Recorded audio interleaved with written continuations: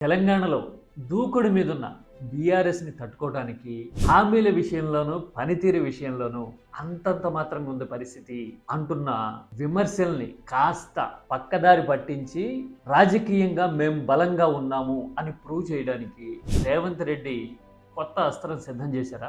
త్వరలో స్థానిక ఎన్నికలతో పాటు 3 అసెంబ్లీ స్థానాలకు కూడా ఉప ఎన్నిక జరగబోతోంది అంటూ వస్తున్న ఫీలర్స్కి అసలు కారణం ఏంటి?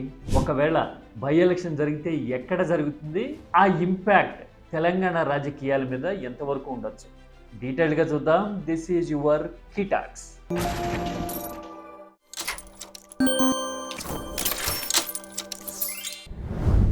10 మంది ఎమ్మెల్యేలు బీఆర్ఎస్ నుంచి కాంగ్రెస్లో చేరటము, అలా ఫిరాయించిన వాళ్ళ మీద ఫిరంగి మోత మోగిస్తాము అంటూ బీఆర్ఎస్ సుప్రీంలో యుద్ధం చేయడం గత ఏడాది కాలంగా చూస్తూ ఉన్నాం.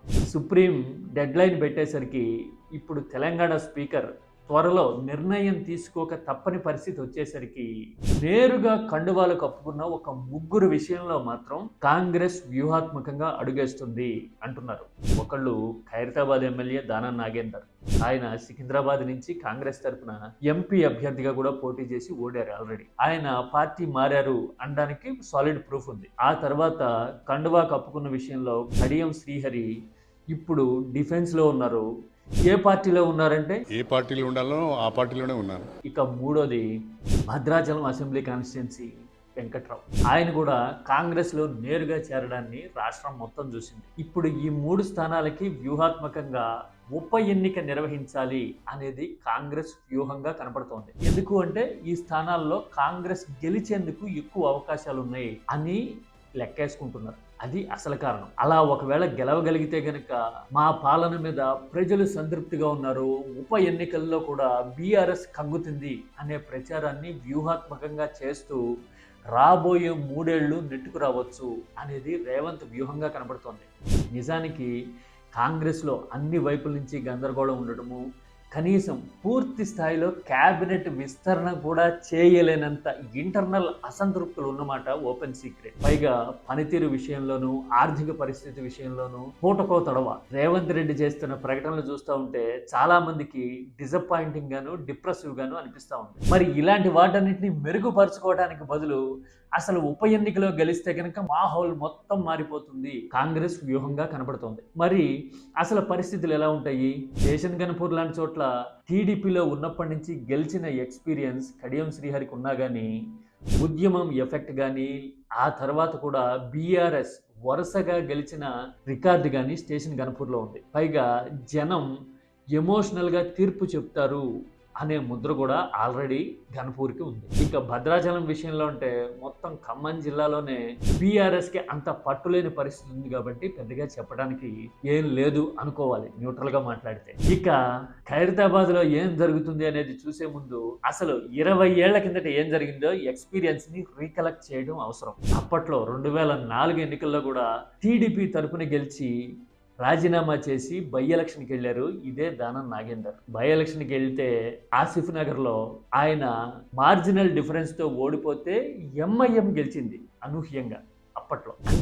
అప్పట్లో నాగేందర్ చేసిన బై ఎలక్షన్ సాహసం బెడిసి కొట్టిందనమాట. అది అలాంటి ఫీట్ రిపీట్ అయితే గనక తెలంగాణ రాజకీయాల్లో ఒక షాకరే అవుతుంది. ఈ లెక్కన స్టేషన్ గన్పూర్లోను ఖైరతాబాద్లోను ఒకవేళ ఉప ఎన్నికంటూ జరిగితే బీఆర్ఎస్ గట్టిగా స్టేక్స్ క్లెయిమ్ చేసేందుకు గెలిచేందుకు అవకాశాలు ఉంటాయి అనే అభిప్రాయం చాలా మందిలో ఉంది. ఒకవేళ అదే జరిగితే గనక 3 స్థానాలకి జరిగితే 2 బీఆర్ఎస్ గెలిచింది అని అనుకోవచ్చునేమో. ఇది ఇప్పటికి కనిపిస్తున్న అజంప్షన్స్. కానీ స్థానిక ఎన్నికల్లో కానీ ఎప్పుడైనా ఎలక్షన్స్ జరిగినప్పుడు కానీ నేరుగా అడ్వాంటేజ్ పాలక పక్షానికే ఉండే అవకాశాలు చాలా వరకు ఉంటాయి.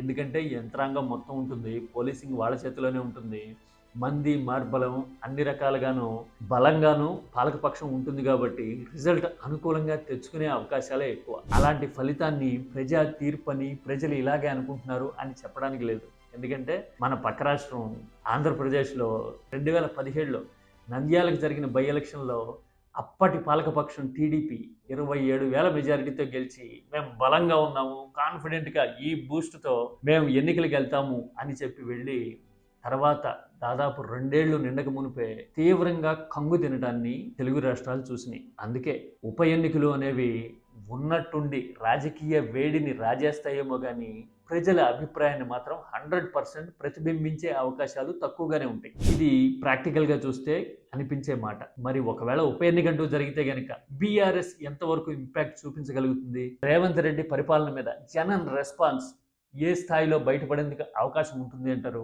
Please do share your opinion. This is కిటాక్స్.